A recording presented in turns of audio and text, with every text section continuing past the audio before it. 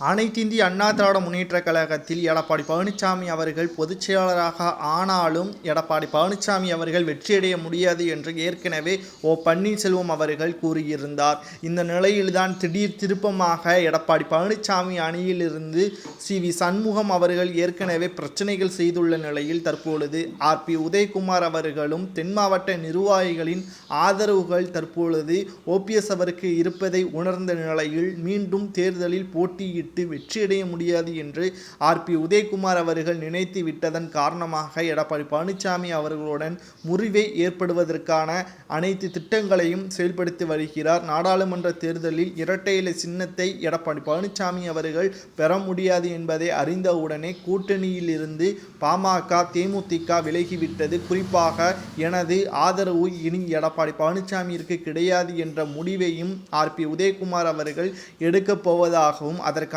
பேச்சுவார்த்தை நடத்தப்பட்டு வருகிறது.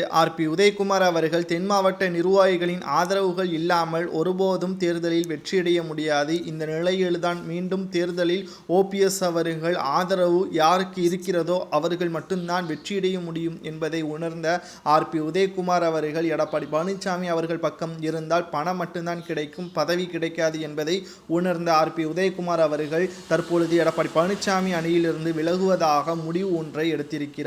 குறிப்பாக நாடாளுமன்ற தேர்தலில் பாஜக தான் மீண்டும் பாராளுமன்ற தேர்தலில் வெற்றியடையும் என்றும் மீண்டும் பிரதமராக மோடி அவர்கள் தான் வருவார். நிச்சயமாக மோடி அவர்கள் ஓபிஎஸ் அவர்களுக்கு ஆதரவை தெரிவித்துவிட்டால் எடப்பாடி பழனிசாமி அவர்கள் செய்த ஊழலும் கொலை கொள்ளை சம்பவங்களும் உறுதி செய்யப்பட்டு சிறையில் அடைக்கப்பட்டால் தனது அரசியல் வாழ்க்கையை முடிந்துவிடும் என்று கருத்தில் கொண்டு உதயகுமார் அவர்கள் தற்பொழுது விவரமான முடிவையும் எடுத்திருக்கிறார். இந்த சாதகமான முடிவு ஓபிஎஸ் அவர்கள் உதயகுமார் அவர்களை தனது அணியில் இணைத்துக் கொள்வாரா என்பது ஒரு கேள்விக்குறிதான். உதயகுமார் எடப்பாடி பழனிசாமி அணியுடன் இருந்து விலகுவது சரியா தவறா என்ற கருத்தை கமெண்ட் வாயிலாக கூறுங்கள்.